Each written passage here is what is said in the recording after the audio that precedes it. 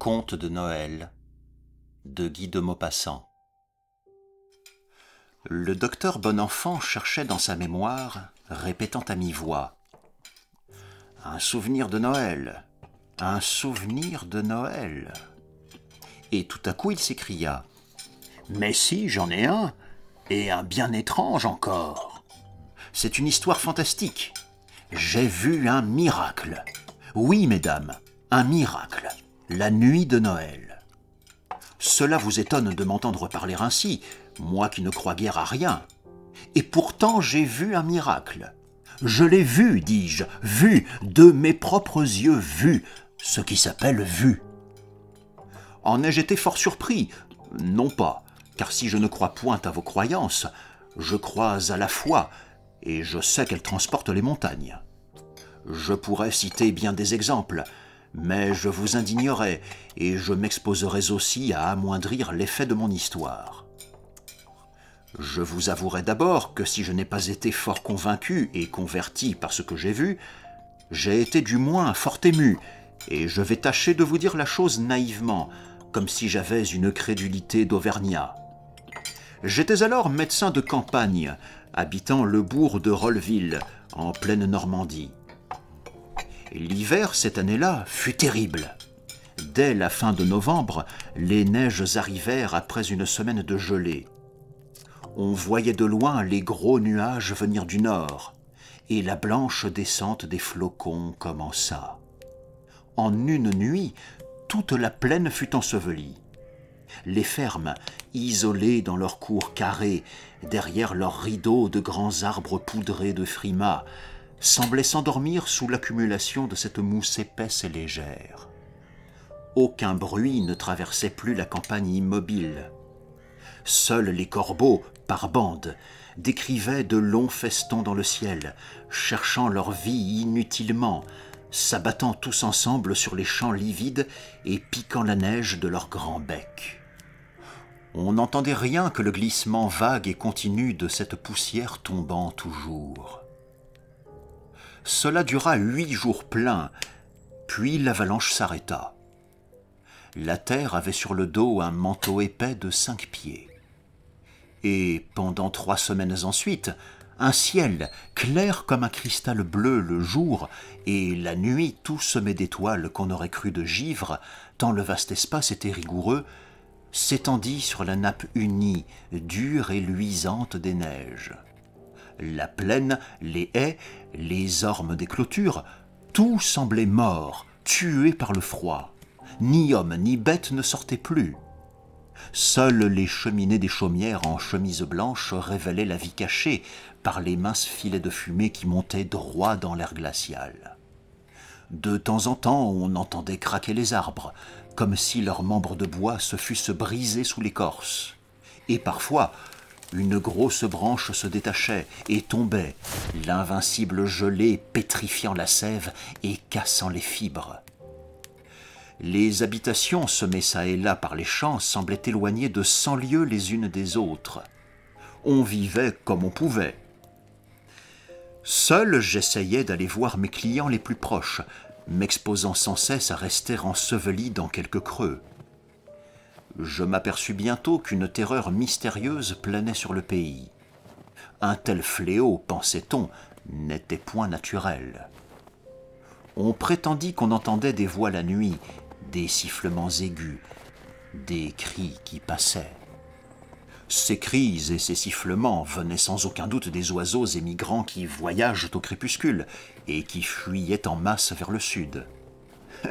Mais allaient donc faire entendre raison à des gens affolés. Une épouvante envahissait les esprits et on s'attendait à un événement extraordinaire. La forge du père Vatinel était située au bout du hameau d'Épivant, sur la grande route, maintenant invisible et déserte. Or, comme les gens manquaient de pain, le forgeron résolut d'aller jusqu'au village. Il resta quelques heures à causer dans les 6 maisons qui forment le centre du pays, prit son pain et des nouvelles, et un peu de cette peur épandue sur la campagne. Et il se remit en route avant la nuit. Tout à coup, en longeant une haie, il crut voir un œuf sur la neige. Oui, un œuf déposé là, tout blanc comme le reste du monde. Il se pencha. C'était un œuf, en effet. D'où venait-il?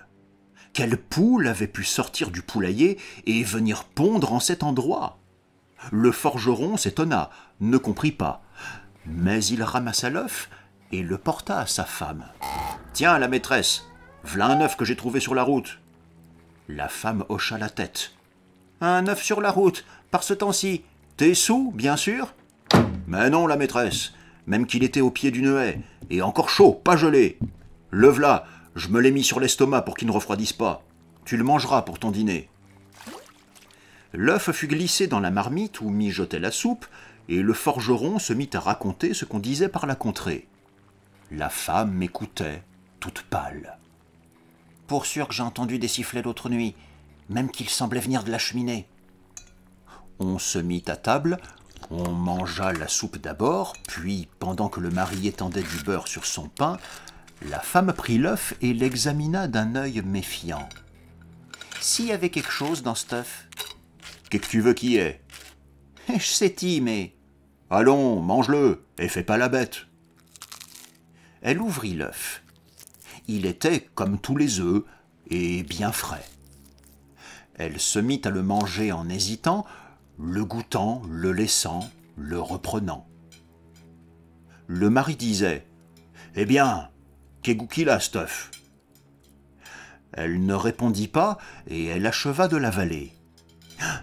Puis, soudain, elle planta sur son homme des yeux fixes, hagards, affolés, leva les bras, les tordit, et convulsée de la tête aux pieds, roula par terre en poussant des cris horribles.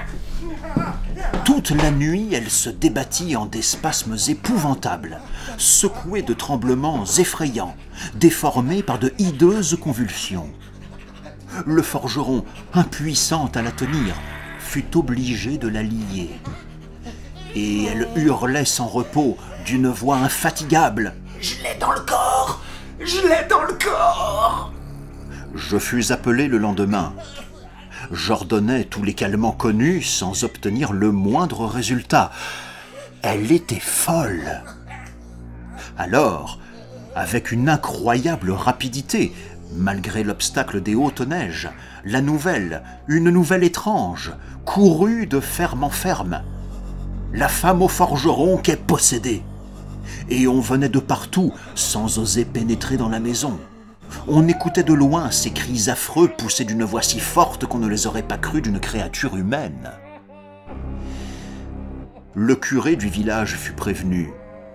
C'était un vieux prêtre naïf. Il accourut en surplis comme pour administrer un mourant et il prononça, en étendant les mains, les formules d'exorcisme, pendant que 4 hommes maintenaient sur un lit la femme écumante et tordue. Mais l'esprit ne fut point chassé, et la Noël arriva sans que le temps eût changé. La veille au matin, le prêtre vint me trouver. « J'ai envie, dit-il, de faire assister à l'office de cette nuit cette malheureuse. Peut-être Dieu fera-t-il un miracle en sa faveur, à l'heure même où il naquit d'une femme. » Je répondis au curé, « Je vous approuve absolument, monsieur l'abbé. Si elle a l'esprit frappé par la cérémonie, et rien n'est plus propice à l'émouvoir, elle peut être sauvée sans autre remède. » Le vieux prêtre murmura, « Vous n'êtes pas croyant, docteur, mais aidez-moi, n'est-ce pas? Vous vous chargez de la mener. » Et je lui promis mon aide. Le soir vint, puis la nuit, et la cloche de l'église se mit à sonner, jetant sa voix plaintive à travers l'espace morne sur l'étendue blanche et glacée des neiges. Des êtres noirs s'en venaient lentement, par groupes, dociles aux cris d'airain du clocher. La pleine lune éclairait d'une lueur vive et blafarde tout l'horizon, rendait plus visible la pâle désolation des champs. J'avais pris 4 hommes robustes et je me rendis à la forge. La possédée hurlait toujours, attachée à sa couche. On la vêtit proprement malgré sa résistance éperdue, et on l'emporta. Et l'église était maintenant pleine de monde, illuminée et froide. Les chantres poussaient leurs notes monotones. Le serpent ronflait. La petite sonnette de l'enfant de chœur tintait, réglant les mouvements des fidèles. J'enfermai la femme et ses gardiens dans la cuisine du presbytère et j'attendis le moment que je croyais favorable. Je choisis l'instant qui suit la communion. Tous les paysans, hommes et femmes, avaient reçu leur Dieu pour fléchir sa rigueur.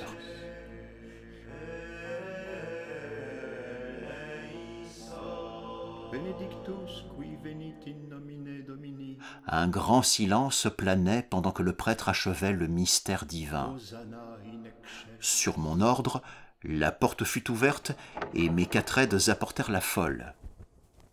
Dès qu'elle aperçut les lumières, la foule à genoux, le chœur en feu et le tabernacle doré, elle se débattit d'une telle vigueur qu'elle faillit nous échapper, et elle poussa des clameurs si aiguës qu'un frisson d'épouvante passa dans l'église.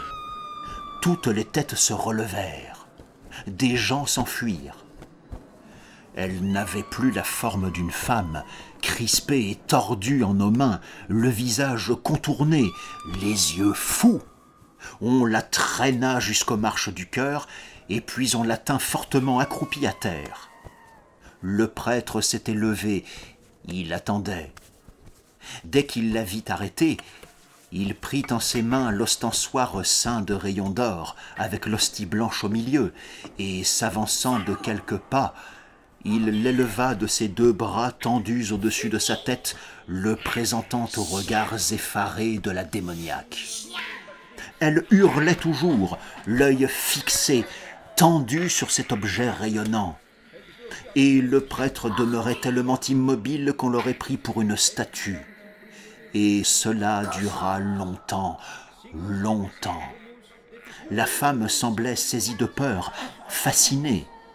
Elle contemplait fixement l'ostensoir, secouée encore de tremblements terribles, mais passagers, et criant toujours, mais d'une voix moins déchirante. Et cela dura encore longtemps. On eût dit qu'elle ne pouvait plus baisser les yeux, qu'ils étaient rivés sur l'hostie. Elle ne faisait plus que gémir, et son corps raidi s'amollissait, s'affaissait. Toute la foule était prosternée, le front par terre. La possédée maintenant baissait rapidement les paupières, puis les relevait aussitôt, comme impuissante à supporter la vue de son Dieu. Elle s'était tue. Et puis, soudain, je m'aperçus que ses yeux demeuraient clos. Elle dormait du sommeil des somnambules, hypnotisée, vaincue par la contemplation persistante de l'ostensoir aux rayons d'or, terrassée par le Christ victorieux. On l'emporta, inerte, pendant que le prêtre remontait vers l'autel. L'assistance bouleversée entonna un Te Deum d'action de grâce.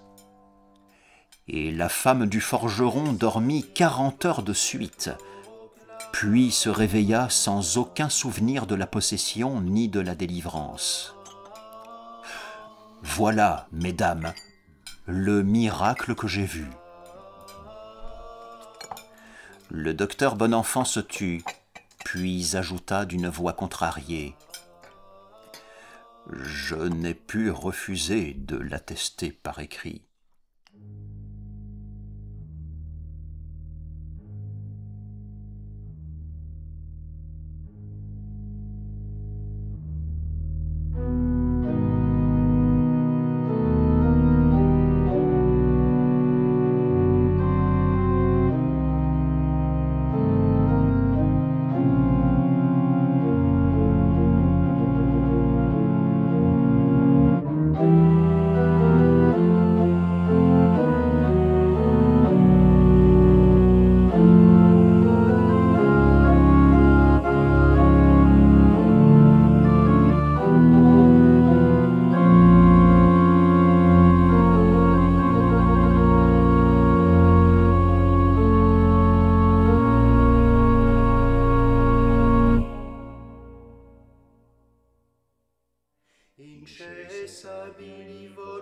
pro